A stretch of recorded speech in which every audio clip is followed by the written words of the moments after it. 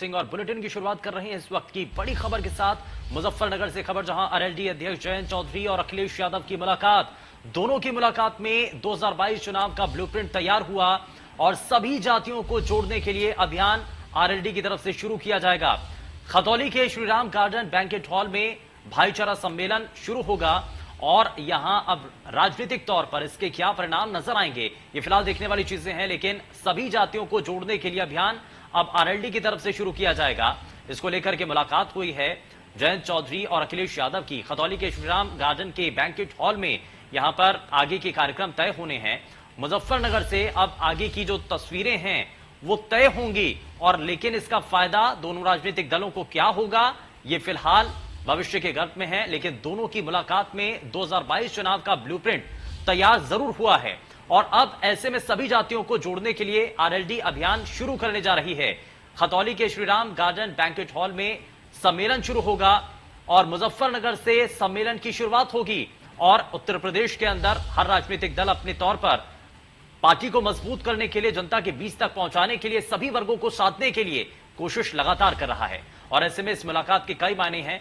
दोनों की मुलाकात में 2022 चुनाव का ब्लूप्रिंट तैयार हुआ है और कैसे 2022 में दोनों राजनीतिक दल जनता के बीच तक पहुंचे और क्या साथ में आकर के जनता का जो भरोसा है वो जीत पाते हैं, ये फिलहाल देखना होगा। लेकिन इसके लिए कोशिश यही है, जिसके लिए ब्लूप्रिंट तैयार किया गया है, उस ब्लूप्रिंट के अंदर यह है कि सभी वर्गों को साधा जाना है।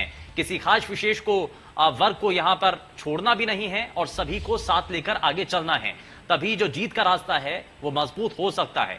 इस बात को दोनों राजनीतिक दल समझते हैं और इसीलिए इस बार कोशिश यही है कि सभी जो वर्ग हैं उनको अपने साथ जोड़ना है। और इसीलिए अब सम्मेलन शुरू होगा। मुजफ्फरनगर से इस सम्मेलन की शुरुआत होगी, शुरू होगा मुजफ्फरनगर से सम्मेलन। और इस बीच ये बड़ी खबर, खुर्रम निजामी हमारे संवाददाता जुड़ चुके हैं ज्यादा जानकारी के साथ। खुर्रम, क्या अभी तक इस पर जानकारी है? मुलाकात और कई मायने, लेकिन इसमें सभी वर्गों को साथ लाने के लिए एक ब्लूप्रिंट तैयार किया गया है। जी बिल्कुल, देखिए चुनाव आ चुका है, लिहाजा जितनी भी पॉलिटिकल पार्टीज हैं वो अपनी अलायंस तय कर रही हैं और साथ ही किन जातियों को फोकस करना है उसको भी अकाउंट में ले रही है। और इसी तरह आप देखिए तो सपा और आरजेडी का आरएलडी का गठबंधन बहुत पहले तय हो चुका था कि जयंत चौधरी और अखिलेश यादव एक साथ चुनाव में उतरेंगे, तो लिहाजा उसके लिए तैयारी शुरू हो चुकी है। एक भाईचारा कमेटी है, उसका सम्मेलन होगा जिसमें जाट और मुस्लिम फोकस में रहेंगे, लेकिन साथ ही जो अन्य जातियां हैं जो वहां प्रभावी हैं उनको भी लेकर के पूरा एक मंच लाने की कोशिश की जाएगी, जिससे कि जब 2022 का चुनाव हो तो सारे वोट बैंक का फोकस ज्यादातर समाजवादी पार्टी आरएलडी के गठबंधन में। तो अब देखना ये होगा कि ये कितना कामयाब होता है। लेकिन आज से खतौली मुजफ्फरनगर में शुरू हो रहा है ये भाईचारा सम्मेलन। देखना ये होगा कि जो रणनीति बनाई है जयंत चौधरी और अखिलेश यादव ने, जो कि इतवार को मुलाकात की हुई थी, यानी कि इतवार मुलाकात की हुई थी, तो उसको किस तरीके से आगे लेकर चलते हैं ये देखने वाली बातों की।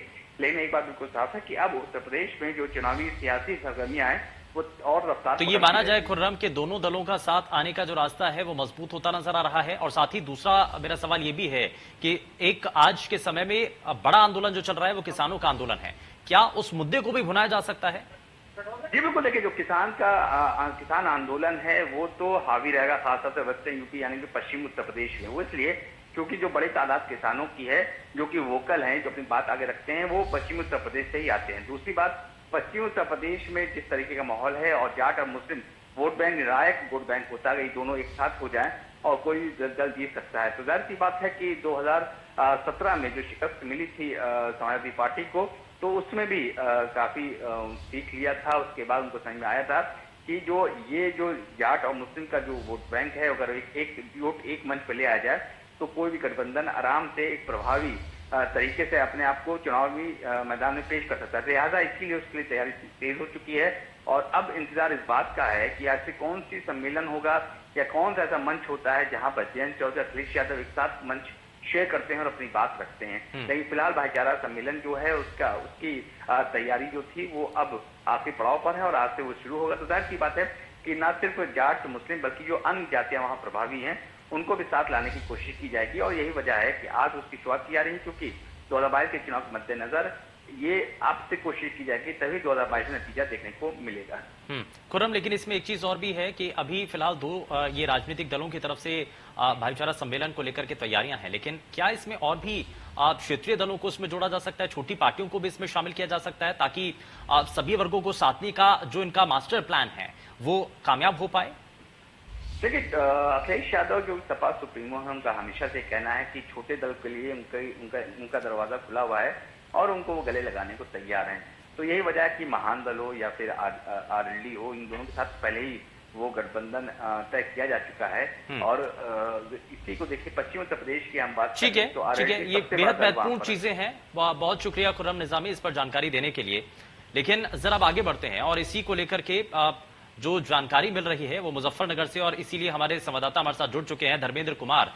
बहुत स्वागत है धर्मेंद्र कुमार। सबसे पहले जानकारी यही कि अभी जो चीजें चल रही हैं, जो घटनाक्रम एक के बाद एक नजर आ रहे हैं और दो राजनीतिक दलों का एक रास्ते पर चलना, इसके संकेत क्या हैं? और साथ ही भाईचारा सम्मेलन जब किया जाना है तो उसको लेकर के जो कोशिशें हैं, क्या वो सार्थक नजर आ रही है फिलहाल?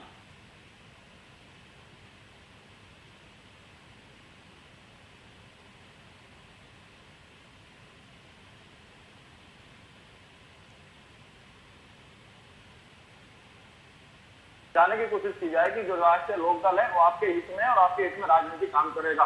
अगर मैं प्रशासनिक मदद की बात करूं तो लगातार चाहे राष्ट्रीय लोकदल चाहे महंगाई को लेकर हो, चाहे अन्य किसानों के मुद्दे हो, गन्ना भुगतान हो, फसलों के रेट हो, इन चीज को लेकर लगातार जो है आंदोलन करता आ रहा है। लेकिन अब ये जो नया इनका अभी जो सामने आया कि भाईचारा सम्मेलन जो है ये जिला स्तर पर अलग अलग विधानसभाओं में करेंगे। इसकी पहली शुरुआत कसौली विधानसभा से आज करने जा रहे हैं और आज इनके जो है मार्क्सिस्ट स्तर के और जो स्थानीय जो नेता है वो अब अपने जो है प्रदर्शन करेंगे और लोगों को एक हर धर्म बिरादरी के जो लोग हैं, जो मुख्य लोग हैं, उनको बुलाकर उनको समझाने की कोशिश करेंगे कि आपका हित जो है राष्ट्रीय लोकदल का आगे जो विधानसभा चुनाव आ रहे हैं इनमें भी इनके एक तरह से एक बिगुल बचा चुका है राष्ट्रीय लोकदल।